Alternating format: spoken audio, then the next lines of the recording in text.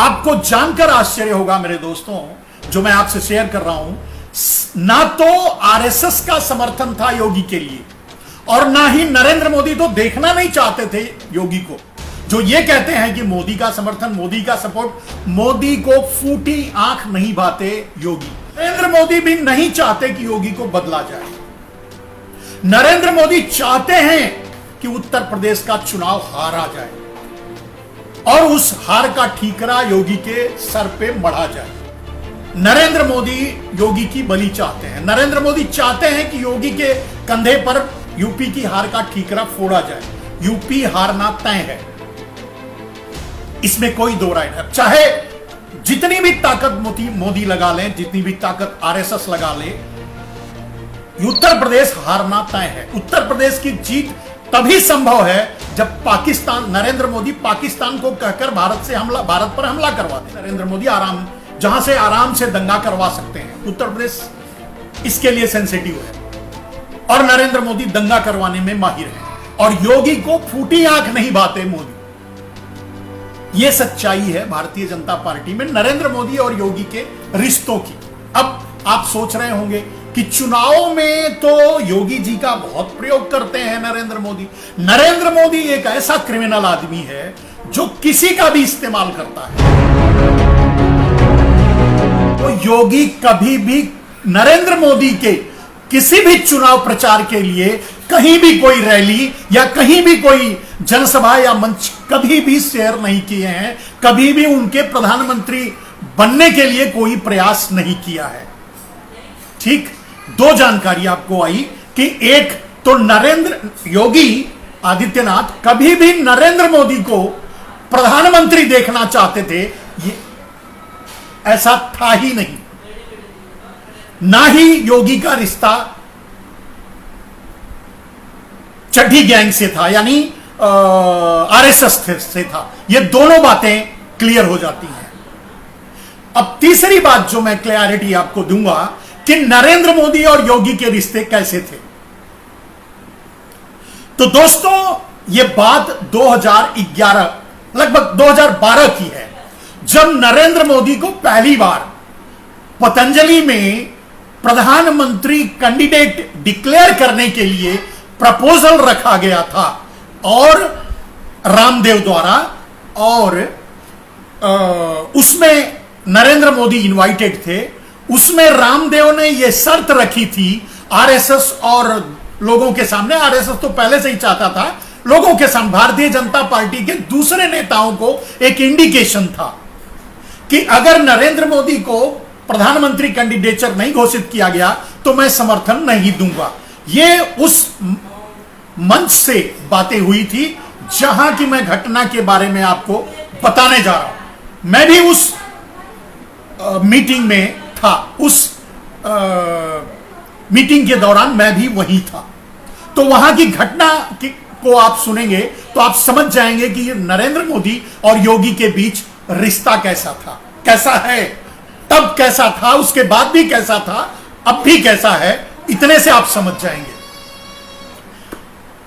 मंच चल रहा था, नरेंद्र मोदी आने वाले थे और वहीं डिक्लेयर होने वाला था कि पतंजलि नरेंद्र मोदी यानी रामदेव नरेंद्र मोदी का या भारत स्वाभिमान नरेंद्र मोदी का समर्थन करेगा और नरेंद्र मोदी को अगर प्रधानमंत्री डिक्लेयर किया गया तभी पतंजलि, रामदेव या भारत स्वाभिमान समर्थन देगा भारतीय जनता पार्टी को। यह शर्तें लगाने जा रहे थे रामदेव। वो मीटिंग चल रही थी, बहुत से संत वहां आए हुए थे, भगवा दलाल, उन सबको दलाल ही मैं कहता हूं आज। उस समय तो मेरी समझ उतनी नहीं थी या उतना उन लोगों को नहीं समझ पाया था। तो बहुत से भगवा दलालों की मीटिंग चल रही थी और उसमें योगी भी इनवाइटेड थे, योगी भी बुलाए गए थे। तो योगी जी आए, एक गेट से योगी जी अंदर आए। मैं बैठा था, योगी जी ने शायद मुझे भगवा वस्त्र पहने हुए देखा होगा और मुझे पहचानते भी थे। तो वो सीधे हमारे पास उनको, तब वो एमपी थे, मेंबर ऑफ पार्लियामेंट थे, और उनको सिक्योरिटी मिली हुई थी, साधारण सी सिक्योरिटी, जो भी जेड प्लस या जो भी रही होगी, सिक्योरिटी के लोग भी उनके साथ थे। वो आए और सीधा मेरे बगल में योगी जी बैठ गए। एक तरफ मेरी पत्नी मेरे साथ बैठी हुई थी, दूसरी तरफ योगी जी आकर के बैठ गए। हम दोनों बैठे थे, मंच चल रहा था। मंच पर लोगों का वन बाय वन एक एक संत का, किसी न किसी भगवा संत का भाषण चल रहा था। योगी जी आए, योगी जी बैठे और तकरीबन 5 मिनट बैठे रहे।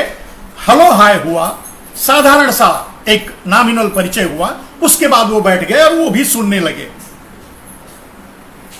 तकरीबन 5 मिनट के अंदर मंच से अनाउंस किया गया कि नरेंद्र मोदी दिल्ली से चल चुके हैं हेलीकॉप्टर से, या हरिद्वार से, संभवतः हरिद्वार से, देहरादून एयरपोर्ट से चल चुके हैं हेलीकॉप्टर से, और वो 15 मिनट के बाद अंदर पहुंच जाएंगे, ऐसा मंच से किसी ने कहा। मंच का संचालन जयदीप कर रहे थे, योगी जी मेरे साथ बैठे थे। इस घटना को सुनने के बाद आपको आज की राजनीति और आगे की राजनीति भी समझ में आ जाएगी। तो योगी जी मेरे साथ बैठे हुए थे, मंच पर कुछ लोगों का भाषण चल रहा था और जयदीप मंच का संचालन कर रहे थे। जब यह अनाउंस हुआ कि 15 मिनट के बाद मोदी पहुंचने वाले हैं, तो एक तरह से लोगों में बड़ी उत्सुकता जगी, लोग बड़े खुश हुए, या जो भी एक्शन हुआ। लेकिन मेरे पास बैठे हुए योगी जी का चेहरा मैंने देखा कि उतर गया, वो थोड़ा अनआइड फील करने लगे। तो योगी जी ने मुझे बुलाया क्या, मेरे बगल में ही बैठे थे, मुझसे कहा कि मिश्रा जी, मंच पर मेरी बात ये पहुंचा दो कि मुझे 5 मिनट के अंदर बुला लें, नहीं तो मैं चला जाऊंगा। मुझे पहले ये नहीं कहा, पहले कहा कि मुझे बुला लें, 5 मिनट के अंदर मुझे काम है। मैंने इशारे से ही जयदीप को यह बात समझाई, उठ के नहीं गया, मैं इशारे से ही जयदीप को यह बात समझाई।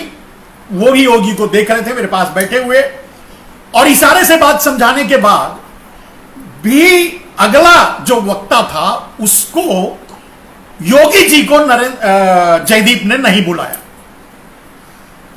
तो योगी जी थोड़ा और तिल मिला गए। योगी जी ने कहा कि मिश्रा जी आप जाइए और जाकर उनको बुला करके उनके कान में बोलिए कि अगले 5 मिनट, अगला वक्ता अगर मैं नहीं हुआ, मेरा नाम नहीं बुलाए, तो मैं चला जाऊंगा। और वो भी इनवाइट ही थे वहां, मतलब वक्ताओं की लिस्ट में उनका नाम था और वो इनवाइट ही थे, बुलाए गए थे बोलने के लिए, अपनी बात रखने के लिए। ठीक, मैं गया, मैं उठा और मैं गया, मैं जयदीप को बुला करके उनसे कहा कि योगी जी का कहना है कि अगर 5 मिनट, मतलब अगला वक्ता अगर उन्हें नहीं बुलाया गया तो वो मंच छोड़कर चले जाएंगे, मतलब यहां से चले जाएंगे। यही शब्द, मतलब उन्होंने ये नहीं कहा कि मुझे काम है, क्या है, कैसे, मैं चला जाऊंगा, ऐसा उन्होंने कहा। मैंने जयदीप जी को बुला दिया, वक्ता एक बोल रहे थे, मैं नीचे साथ में योगी जी के बैठा था। तो ठीक 1-2 मिनट, 3 मिनट, 4 मिनट, 5 मिनट का, सभी को 5-5 मिनट समय दिया जा रहा था बोलने का। तो मैंने जस्ट जनरली उनसे क्यूरियोसिटी के नाते पूछा, योगी जी आप ये बात बताइए, अभी तो अनाउंस हुआ है मोदी जी आ रहे हैं, जब मोदी जी आ जाते तब आप बोलने के लिए मंच पे जाते तो मेरे ख्याल से ज्यादा था। तो योगी जी ने कहा वो आ रहा है इसीलिए तो मैं जा रहा हूं। यह शब्द कभी भी मेरे दिमाग से जाएगा नहीं और ये भूलेगा नहीं। मैं आश्चर्य में पड़ गया, चकित हो गया। वो भी भारतीय जनता पार्टी में थे, नरेंद्र मोदी प्रधानमंत्री के लिए इनवाइटेड थे कि आज डिक्लेयर किया जाएगा, पतंजलि की तरफ से सपोर्ट किया जाएगा। ये सारी बात जानते हुए योगी जी ने बात कही, वो आ रहा है, शब्द सुनिए, वो आ रहा है इसीलिए तो मैं जा रहा हूं। मैं बोला ऐसा क्यों, हंस करके पूछा। मैं बोला ऐसा क्यों योगी जी? बोले उसका चेहरा नहीं देखना चाहता। ठीक, मैं समझ गया कुछ न कुछ आपस में इनके मन में ठीक भावनाएं नहीं है, या योगी जी ये फील कर रहे होंगे कि नरेंद्र मोदी इस काबिल नहीं है कि उन्हें प्रधानमंत्री कैंडिडेट डिक्लेयर किया जा रहा है या उनको सपोर्ट किया जा रहा है। फिर मेरे कहने के अनुसार जयदीप ने उन्हें तुरंत बुला लिया। अगला वक्ता योगी जी ही गए। योगी जी मंच पर गए, मंच पर भाषण देने लगे। भाषण देना शुरू किया, तभी हेलीकॉप्टर की आवाज आई और पता चला कि नरेंद्र मोदी का हेलीकॉप्टर उतर रहा है। मंच पर भाषण चल रहा है। उन्हें 5 मिनट 7 मिनट जो भी था बोलना था। मेरा जहां तक अंदाजा है, योगी जी मात्र 2.5 से 3 मिनट बोले और कुछ लोग बड़ी उत्सुकता से, जैसे रामदेव भी गए और दूसरे कुछ लोग बड़ी उत्सुकता से गए नरेंद्र मोदी का वेलकम करने के लिए, उनको अंदर लाने के लिए। मैंने देखा कि जिस प्रवाह में योगी जी बोल रहे थे, जो बातें बताना चाहते थे, कहना चाहते थे, उस बात को भी बीच में छोड़ करके, काट करके, अपने वक्तव्य को 3 मिनट में ही खत्म करके वो खत्म करने लगे। और मैं देख रहा था, एक तरफ से नरेंद्र मोदी अंदर, हॉल के अंदर आ रहे थे। फेज 2 में जो पतंजलि का योगा हॉल है, जिसमें इनवाइटेड थे, जिसमें यह मंच चल रहा था, एक तरफ से नरेंद्र मोदी आ रहे थे और मैंने देखा दूसरी तरफ से योगी जी उतरकर जा रहे थे और चले गए। पलट के भी नहीं देखा कि नरेंद्र मोदी उस हॉल में आ रहे हैं या आ गए हैं। और मैंने बताया कि उन्होंने पहले ही बोल दिया था कि उसका मुंह नहीं देखना चाहता। यह रिश्ता है नरेंद्र मोदी और योगी जी के बीच। इस घटना से आप अंदाजा लगा चुके होंगे कि योगी जी के लिए नरेंद्र मोदी का क्या महत्व है, नरेंद्र मोदी योगी जी को क्या समझते हैं, मोदी जी और योगी जी नरेंद्र मोदी को क्या समझते हैं, उनके दिल में क्या महत्व है, इसका अंदाजा आप लगा सकते हैं। थोड़ा और आगे बढ़ते हैं मेरे दोस्तों। जब इस बात को आगे बढ़ाएंगे तब आपको और भी जानकारियां हासिल हो जाएंगी। 2014 में नरेंद्र मोदी प्रधानमंत्री बन गए। आते ही उन्होंने भूमि अधिग्रहण बिल लागू किया। भूमि अधिग्रहण बिल लागू किया जिसपे पूरे देश में उनके बारे में थू थू हो रही थी। फिर संजोग से एक बार और साक्षी महाराज और योगी जी से मुलाकात हो गई मेरी। मैं योगी जी के यहां, योगी जी के साथ मिलने के लिए गया था। हम बैठे थे, हम बात कर रहे थे किसी अवसर पर उन्हें इनवाइट करने के लिए। तब वो सांसद थे और नरेंद्र मोदी प्रधानमंत्री बन चुके थे, तब की बात बता रहा हूं। वो घटना से आप समझ लीजिए कि कितनी खटास थी योगी जी के मन में नरेंद्र मोदी के लिए। दूसरी घटना बता रहा हूं, तो दूसरी घटना यह हुई कि योगी जी के संसदीय निवास पे हम थे, जहां योगी जी से एक इनविटेशन देने के लिए मैं आया था, जहां उन्हें बुलाना था। उसमें जब बात होने लगी तो यह बात निकल के आई। मैं भी उनसे सवाल पूछा और उसी समय यह बातें भी हुई थी कि आगे अगर उत्तर प्रदेश का चुनाव होगा तो क्या होगा, उसमें मुख्यमंत्री कौन होगा, आपकी क्या इच्छा है। ये बहुत सी बातें हुई थी, जिनमें बहुत सी बातें मैं आपको यहां नहीं बता सकता। बता बस उतना ही सकता हूं कि उस समय जो बात हुई उसमें उसका निचोड़ यह था कि योगी जी बिल्कुल ही खिलाफ थे नरेंद्र मोदी के, और खास करके भूमि अधिग्रहण बिल को लेकर के। और साक्षी महाराज, योगी जी तो तलखी से बात करते हैं, तलखी से ही बात कर रहे थे और मोदी के लिए जो भी कहना चाहते थे कह रहे थे। लेकिन साक्षी महाराज तो अनाप शनाप बकना शुरू कर दिए। उन्होंने उल्टा पलटा भी बोल दिया मोदी को। खैर, साक्षी महाराज को हम अलग रख देते हैं, योगी जी की ही बात करते हैं क्योंकि उत्तर प्रदेश की आज बात करनी है। तो दोस्तों, मोदी जी के एक भी काम प्रधानमंत्री बनने के बाद से हमारी जब चर्चा हुई, उसमें जो वादा किया था नरेंद्र मोदी ने, उस समय तक तब वो, मैं जहां तक 2016 की बात है, 14 में ये प्रधानमंत्री बन चुके थे, 15 बीत चुका था, 2016 की बात है, 1 साल भी बीत चुका था शायद। तब वो 15 या 16 की बात है जब इन्होंने किसान बिल लागू किया। किसान बिल नहीं, भूमि अधिग्रहण बिल ऑर्डिनेंस के जरिए लाए थे और देश पर थोपने की कोशिश कर रहे थे। तो योगी जी ने इतनी कड़वी कड़वी बातें कही मोदी के बारे में, उनकी नीतियों के बारे में, उनके विचारों के बारे में, और जो कर रहे थे या जो वो 2013 से पहले बोलते थे और 2014 के बाद उन्होंने किया, उसकी ऐसी व्याख्या कर रहे थे जैसी मैं भी आज तक नहीं किया हूं।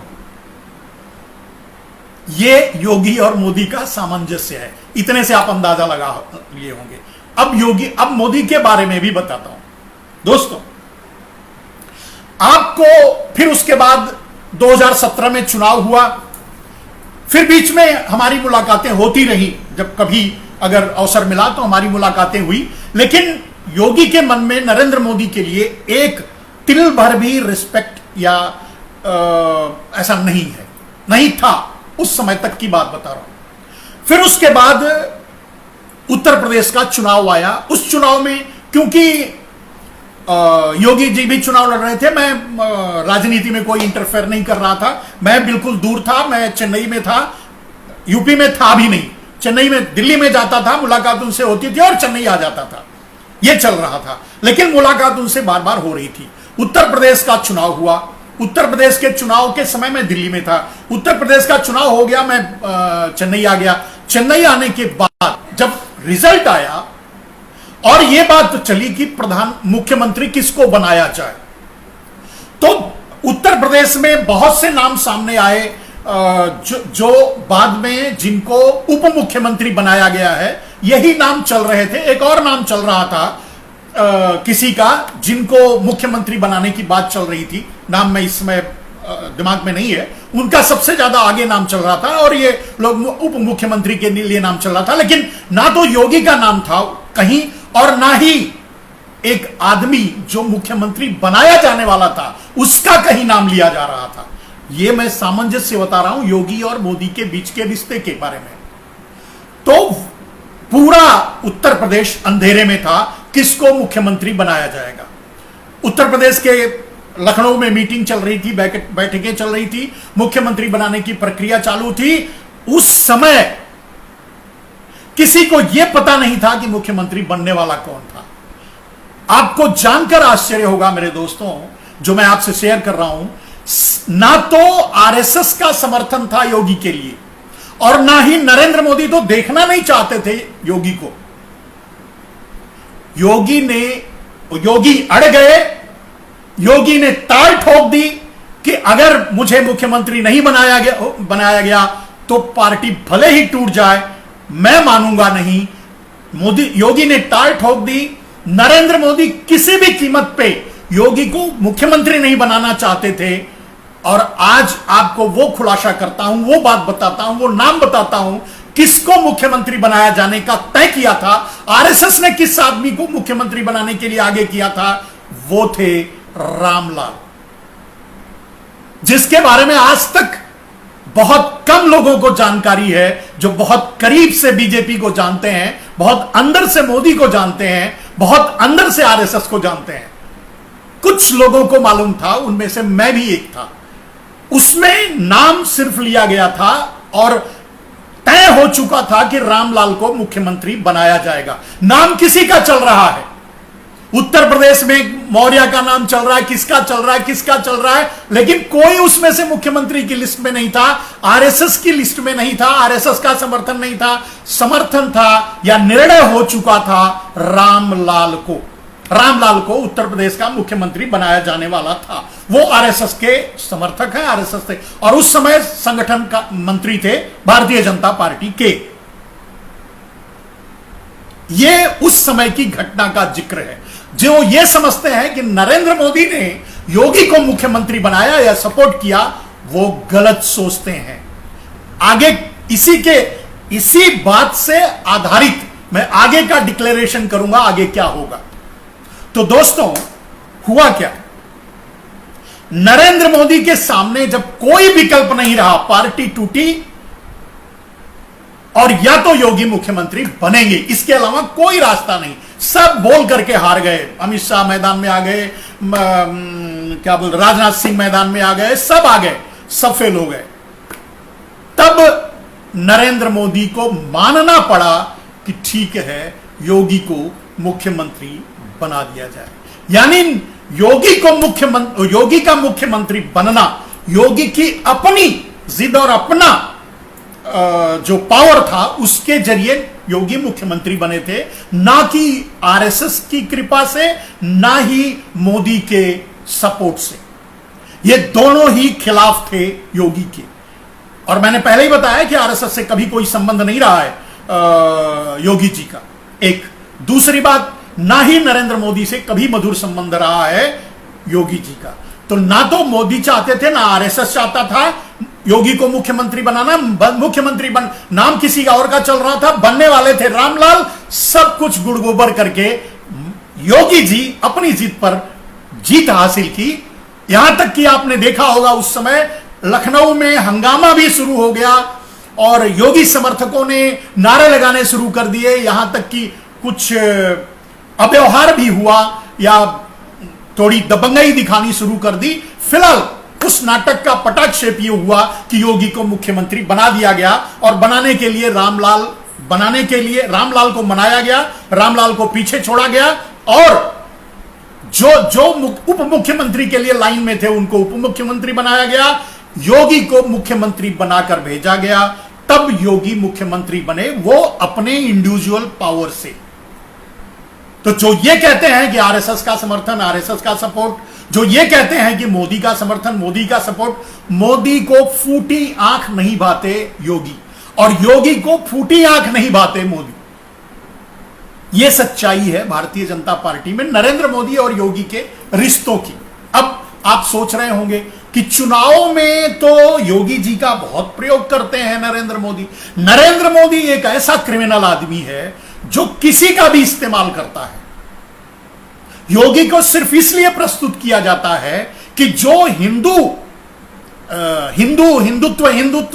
का नारा देने वाले हैं, वो अगर मोदी से थोड़े बहुत नाराज हैं तो योगी से खुश होकर के बीजेपी को वोट दे देंगे। इसलिए योगी को आगे कर देते हैं, कुछ जगहों पर बुलाते हैं, ले जाते हैं, स्टार प्रचारक बनाते हैं। लेकिन किसी भी कीमत पे योगी को ऊपर आने देना, योगी को आगे बढ़ने देना मोदी नहीं चाहते थे, नहीं चाहते हैं और आगे भी नहीं चाहेंगे। अब आगे का सामंजस्य देखिए दोस्तों। ये तो हो गई पुरानी कहानी जो मेरे सामने गुजरी हुई है, जिसे मैं जानता हूं व्यक्तिगत रूप से, वो आपसे शेयर किया और उसी पर आधारित होगा आगे का निर्णय। आगे क्या निर्णय होगा अब देखिए।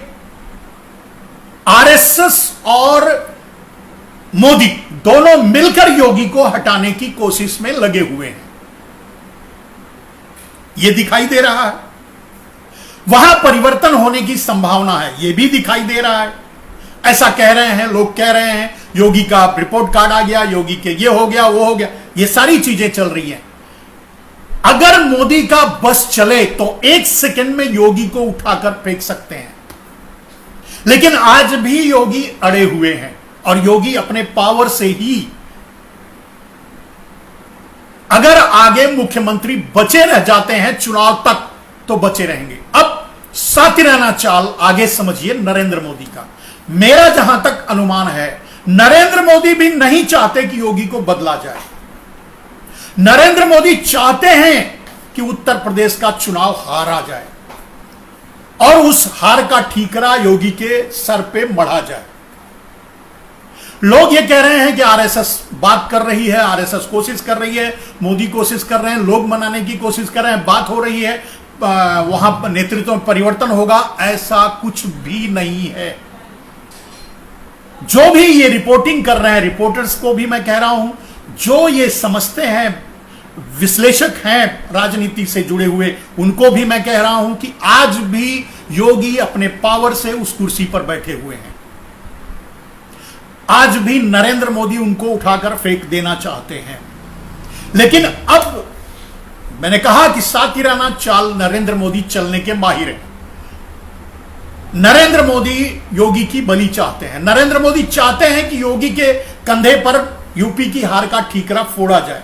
यूपी हारना तय है, इसमें कोई दो राय नहीं। चाहे जितनी भी ताकत मोदी लगा लें, जितनी भी ताकत आरएसएस लगा ले, उत्तर प्रदेश हारना तय है। उत्तर प्रदेश की जीत तभी संभव है जब पाकिस्तान, नरेंद्र मोदी पाकिस्तान को कहकर भारत पर हमला करवा दे। छोटा मोटा नौटंकी वाला सर्जिकल स्ट्राइक करके हमारे 200-400 सैनिक मारे जाएं, उसके बाद 2-4 सैनिक वहां ड्रॉप कर दें और उनको लाने का अभियान चलाएं और उनको लाने की नौटंकी करें और एक नए राष्ट्रवाद का नाम देकर के यूपी को जीतने की कोशिश करें। अगर ऐसा करें तो कर सकते हैं, तब जीत सकते हैं। दूसरा रास्ता है पूरे उत्तर प्रदेश में जातीय दंगा करा दे, जातीय नहीं सांप्रदायिक दंगा करा दे, हिंदू मुसलमानों का दंगा करवा दे। बहुत से ऐसे संवेदनशील जगह है जहां से नरेंद्र मोदी आराम से दंगा करवा सकते हैं। उत्तर प्रदेश इसके लिए सेंसिटिव है और नरेंद्र मोदी दंगा करवाने में माहिर है। तो नरेंद्र मोदी उत्तर प्रदेश में दंगा करवा करके अगर 1000-2000 लोगों को मरवा दें, तब शायद फिर नरेंद्र मोदी यानी भारतीय जनता पार्टी उत्तर प्रदेश में जीत जाए। दो रास्ते मैंने कहा, या पाकिस्तान को बुला लें, अपने यहां हमले करवाएं, 2-4 हजार सैनिक मरवाएं, उसके बाद अपने सैनिक ड्रॉप करें, नौटंकी करें सर्जिकल स्ट्राइक का, उनको अपने पास सैनिकों को रिकवर करें, लेके आए पाकिस्तान से मिलीजुली ड्रामेबाजी करके, जैसे हुआ था पहले पुलवामा के बाद जो हुआ था, वो ऐसा करें। अगर ऐसा करते हैं तो जीत जाएंगे, अगर दंगे करवाते हैं तो जीत जाएंगे। तीसरा एक और ऑप्शन है नरेंद्र मोदी के पास, चाइना को कहें भारत पे हमला करें, 2-4 किलोमीटर और घुस जाए, 1000-2000 सैनिक और अंदर घुस जाए और 2-4 दिन 10 दिन 20 दिन नौटंकी चले और चलने के बाद फिर से चाइना वापस चला जाए, नरेंद्र मोदी के डर से चाइना वापस चला गया, ऐसा एक परसेप्शन बनाकर नकली राष्ट्रवाद के जरिए नरेंद्र मोदी, ये 3 कारण उत्तर प्रदेश की जीत के लिए, ये 3 काम करने पर उत्तर प्रदेश नरेंद्र मोदी जीत सकते हैं और ये इसकी संभावना मानी जा सकती है। ऐसा नरेंद्र मोदी करवा सकते हैं। अब नरेंद्र मोदी के मन में अगर यह चल रहा है कि जीतना है, तो ये तीनों कांड में से कोई एक कांड करवाएंगे। अगर नरेंद्र मोदी के मन में यह चल रहा है कि योगी को सजा देनी है, योगी को हरवाना है, योगी का राजनीतिक कद छोटा करना है, योगी को खत्म करना है, तो योगी को तब कोई परिवर्तन उत्तर प्रदेश में नहीं होगा। योगी जी के नेतृत्व में ही चुनाव होगा, वहां भारतीय जनता पार्टी हारेगी और उसका ठीकरा योगी जी के ऊपर फोड़ा जाएगा और उनको मतलब जो एक फिगर जो एक मिला है कि वो राष्ट्रीय स्तर पे कहीं जाते हैं, चुनाव प्रचारक ये वगैरह, वो सारी चीजें खत्म हो जाएंगी। ये नरेंद्र मोदी की योजना है। दोस्तों, अब रह गई, अब इतना तो अब आप समझ गए होंगे कि आगे की राजनीति क्या है। मैंने 4 विकल्प बताए। एक, योगी को खत्म करना, रहने देना और उनको उनकी राजनीति को बर्बाद कर देना। जब ऐसे ही चुनाव होगा, भारतीय जनता पार्टी वहां हारेगी, उसका ठीकरा योगी पर फोड़ा जाएगा, योगी को डाउन किया जाएगा, योगी को खत्म किया जाएगा, उनकी राजनीति को, क्योंकि वो नरेंद्र मोदी को नहीं भाते। It's point number 1। Point number 2, China से मिलीजुली एक वार करें। पॉइंट नंबर 3, पाकिस्तान से मिलीजुली वार करें। पॉइंट नंबर 4, भारत में दंगे करवाएं। 4 रास्ते अपनाएंगे। अगला जो निर्णय होगा इन 4 पॉइंट्स को लेकर ही होगा। पॉइंट 4 दिशाओं में होगा, मतलब इन 4 व्यू को लेकर के होगा। अगरचे नरेंद्र मोदी के मन में यह भावना है कि बीजेपी को किसी भी कीमत पे उत्तर प्रदेश में जिताना है, तो परिवर्तन भी कर सकते हैं, योगी को कहीं और बड़ी पोस्ट दे सकते हैं, हटा सकते हैं और ऐसे उसके बाद भी नहीं जीतेंगे, कोई नया चेहरा आएगा तब भी नहीं जीतेंगे। लेकिन तब संभावना बढ़ जाएगी इन 3 घटनाओं की, दंगे, चीन का हमला और पाकिस्तान का, इन तीनों में से किसी एक घटना की संभावना और बढ़ जाएगी। यह नरेंद्र मोदी की योजना, यह नरेंद्र मोदी का कैरेक्टर है, यह नरेंद्र मोदी का डीएनए है जो मैंने आपके सामने रखा। तो जो ये परिकल्पना में लगे हुए हैं कि उत्तर प्रदेश में क्या होगा क्या होगा क्या होगा, वो मेरी इन बातों से आश्वस्त हो जाएं, समझ जाएं कि आगे क्या होने वाला है। होने वाला क्या है फिर से एक बार बता देता हूं। अगर योगी को हटाते हैं तो इसका मतलब नरेंद्र मोदी तय कर लिए कि उन्हें उत्तर प्रदेश जीतना है। तब वो कैसे जीतेंगे? तब तीनों तीनों कांड करेंगे, तीनों में से कोई एक कांड करेंगे, पाकिस्तान का हमला, चीन का हमला या दंगा, ये तीनों में से कोई एक कांड करेंगे। अगर नरेंद्र मोदी ये डिसाइड करते हैं और आरएसएस ये डिसाइड करता है कि ठीक है योगी को रहने दो, जिद किए हुए तो योगी को रहने दो और हार जाने दो, उत्तर प्रदेश में हार जाने दो और हार की जिम्मेदारी इनके ऊपर डाल दो, इनका कद छोटा कर दो, इनको खत्म कर दो, राजनीतिक रूप से तोड़ दो, तो योगी जी को रहने देंगे, कोई परिवर्तन नहीं होगा। आगे की इन बातों को आप अपने दिमाग में रख लीजिए, यही होने वाला है उत्तर प्रदेश में। और दोस्तों आपको और बता दूं, योगी जी व्यक्तिगत रूप से अच्छा काम करने का विचार रखे थे। योगी जी ने क्या वादे किया था, क्या बात किया था, जो पर्सनल, जब मैंने कहा कि उस समय जब मुलाकात हुई थी तो योगी जी मुख्यमंत्री बनेंगे तो क्या क्या करेंगे, उस समय यह चर्चा हुई थी। तो योगी जी ने जो विचार रखे थे, अगर आज वो कर पाए होते तो शायद कुछ और पिक्चर होता उत्तर प्रदेश का। यहां तक कि योगी जी को उत्तर प्रदेश में काम भी नहीं करने दिया गया। योगी जी के ऊपर उत्तर प्रदेश में एक सुपर मुख्यमंत्री बिठाया गया है, उसका नाम है सुनील बंसल, जो सारे निर्णय अकेले सुनील बंसल लेता है। आप समझ सकते हैं योगी जी किस दबाव में उत्तर प्रदेश को इतनी दूर तक लाए हैं, या जो भी काम किया है, करने की कोशिश की है, ये वो अपने सुपर साइड के नाते ही कर पाए हैं। जबकि नरेंद्र मोदी और आरएसएस का, वो आरएसएस का आदमी, सुनील बंसल आरएसएस का आदमी है, वो आरएसएस के कहने पे वहां रखा गया है, सुप्रीम मुख्यमंत्री वही है। आप उत्तर प्रदेश में किसी से भी पूछ लीजिए, आपको कोई काम है भाई, हाँ है, कहां काम होगा, बोले इनका उनका इनका, ये उप मुख्यमंत्री सब धोख के टट्टी है, मतलब इनको कोई वैल्यू नहीं है। काम किससे होगा, सुनील बंसल को पकड़ लो, आपका काम हो जाएगा। ये हर बच्चा उत्तर प्रदेश का जानता है। तो कहने का मतलब यह है कि सुचारू रूप से योगी को काम भी नहीं नरेंद्र मोदी ने करने दिया है, क्योंकि नरेंद्र मोदी किसी भी कीमत पे योगी को देखना नहीं चाहते। आरएसएस किसी भी कीमत पे योगी को देखना नहीं चाहता। और जिन्हें आज तक ये भ्रम रहा मीडिया में या जहां भी कि योगी आरएसएस की पसंद है, उस भ्रम को आप तोड़ दीजिए, बगल में रख लीजिए। और जो भी आज मैंने अपनी लाइव में बातें बताई है, अक्षरशः वही होगा, उससे अलग नहीं।